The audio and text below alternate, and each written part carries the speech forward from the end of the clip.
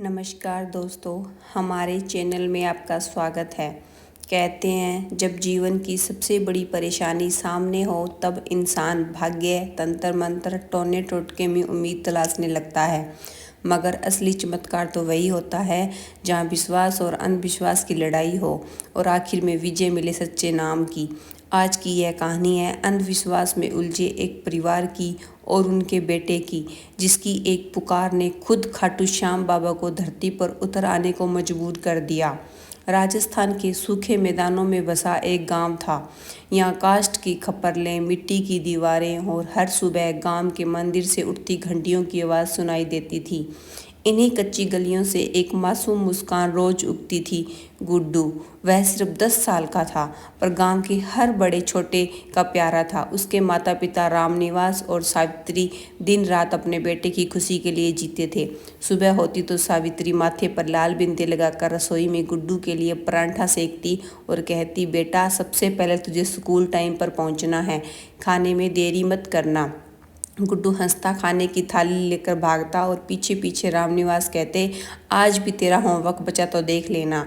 आसमान साफ था, उम्मीदें हरी थी और घर में चहचहाट थी, पर नियति कब रुख बदलते कौन जानता है। एक दोपहर खेल कर लौटा गुड्डू अचानक बुखार से तपने लगा। पहले तो बूढ़ी ताई बोली, मसाले वाला काढ़ा पिलाओ ठीक हो जाएगा, लेकिन 4 दिन में बुखार उतरने की जगह और तेज हो गया। उसकी आंखें बेआबरू, शरीर निर्जीव हो गया था। रामनिवास ने गांव के डॉक्टर को बुलाया, जिसने पर्ची पर लिखा, वायरल फीवर है, 2 दिन में उतर जाएगा, पर दवा ने कुछ नहीं किया। तीसरे दिन गुड्डू की आंखें बेजान, आवाज़ धीमी हो गई थी। अब गांव की बुजुर्ग औरतों का टोला जमा हो गया था। वे कहने लगी, बहू ये बीमारी साधारण नहीं, ऊपर की छाया है, नज़र दीनदर है। रामनिवास ने सिर झटक कर कहा, हमने सब दवा करवा ली, थक गए हैं टोना टोटका सुन के, मगर दर्द माँ की आंखों में था। सावित्री हारी हुई सी बोली, जो भी उपाय हो कर देखिए, मेरा गुड्डू बच जाए बस। और उसी रात गांव के कुख्यात तांत्रिक पाड़ा बाबा के कदम उनके घर में पड़े। उनकी लाल आंखें, मोटी जटाएं, हाथ में राख और गले में हड्डियों वाली माला थी।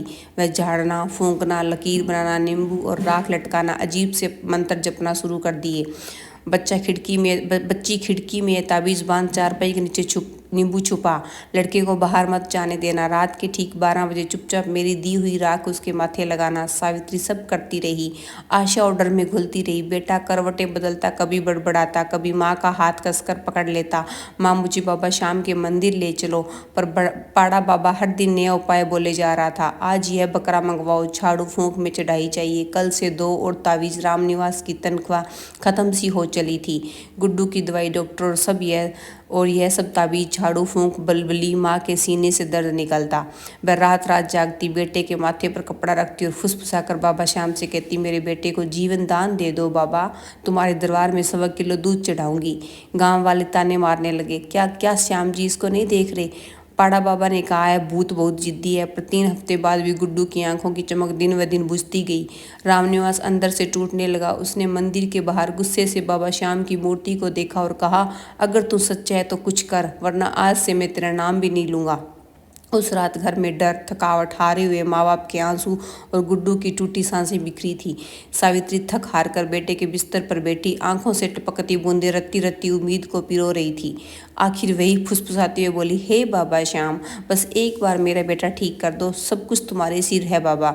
अचानक उस गहरी रात की खामोशी में खिड़की की हवा से मंदिर की घंटी अपने आप बजने लगी और सावित्री की आंखों से गिरे आंसुओं के साथ आकाश में एक तारा टूटा। यहीं शुरू होती है असली चमत्कार की राह। रात जितनी गहरी थी, सावित्री की आंखों का बोझ उतना ही भारी। गुड्डू का माथा जल रहा था, उसकी सांस लड़खड़ा रही थी। माँ की हथेलियाँ बेटे के करारे गालों पर ठहरी थी। आंखों से बहती बूंदें बेटे के झुलसे बालों में गुम हो रही थी। कमरे में एक डरावना सन्नाटा था।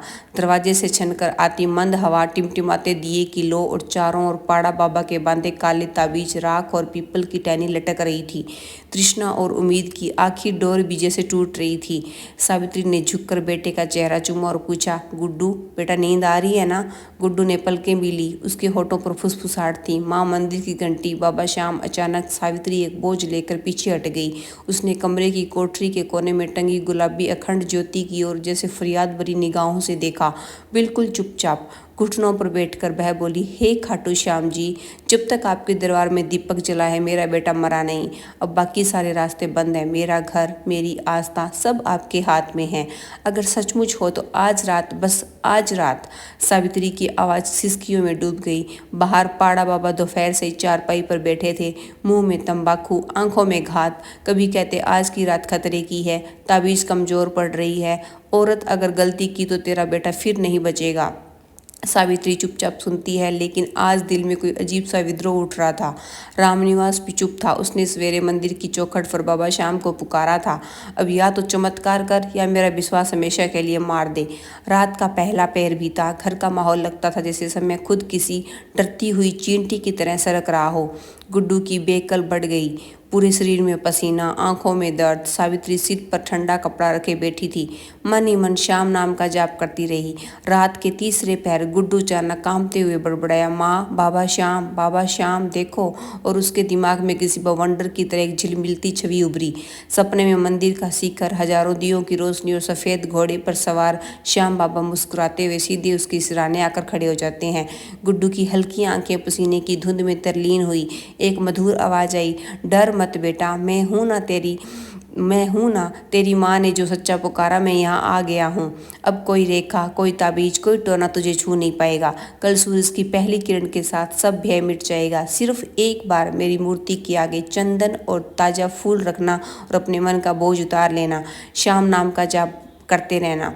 गुड्डू की आंखें भर आई। बाबा, आप सच में आ गए। श्याम बाबा ने सिर पर हाथ रखा। सच्ची पुकार कभी व्यर्थ नहीं जाती। बेटा अब आराम कर, सब ठीक हो जाएगा। जैसे ही गुड्डू की नींद खुलती है, कमरे में हल्की हल्की खुशबू भर आ जाती है। माँ गुड्डू को हिलाते हुए पूछती है, बेटा तुझे बुखार कैसा है? गुड्डू मुस्कुराता है, माँ, बाबा श्याम आए थे, बोले डर मत, सब ठीक होगा। सावित्री थरथराते हुए खाटू श्याम की तस्वीर के आगे आती है। दिए की लो सीधी हो जाती है। मंदिर में भोर का शंख बजना शुरू हो जाता है। रामनिवास दौड़ कर आता है। सावित्री, गुड्डू की सांसें सामान्य हो रही है, चेहरे पर लालिमा आ गई है।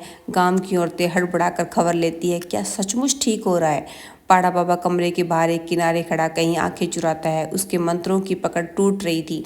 गांव वाले फुसफुसा रहे थे, बाबा श्याम की करामात किया तो बेमिसाल है। सावित्री फूट फूट कर रोती है, गुड्डू का सिर गोद में रखकर। शुक्रिया बाबा, आपने मेरा बच्चा बचा लिया। अब ना मैं किसी ओझा तांत्रिक के चक्कर में पड़ूंगी, ना अंधविश्वास में। मुझे सिर्फ आपका नाम चाहिए। धीरे धीरे रोशनी बढ़ती जाती है। गुड्डू के माथे का बुखार ढलता है। आंखों में नई चमक और सूरज की पहली किरण के साथ रामनिवास, सावित्री और गुड्डू तीनों मिलकर बाबा के सामने नतमस्तक हो जाते हैं। सावित्री दिए की लो को माथे से छू आती है। यह जान, यह घर, यह सब सिर्फ आपके नाम, जय श्री श्याम। इसी के साथ सुबह की पहली भोर लेकर आती है आशावाद, विश्वास और सच्चे नाम की अमिट ताकत। तो दोस्तों, यह थी गुड्डू और उसके परिवार की कहानी, जो हमें सिखाती है कि अंधविश्वास में फंसना आसान है, लेकिन सच्चे विश्वास को अपनाना ही असली जीत है। अगर यह कहानी आपको दिल को छू गई हो तो इस वीडियो को लाइक करना मत भूलिएगा और चैनल को सब्सक्राइब जरूर करें, ताकि हम आपके लिए और भी प्रेरणादायक कहानी लाते रहें। जय श्री श्याम।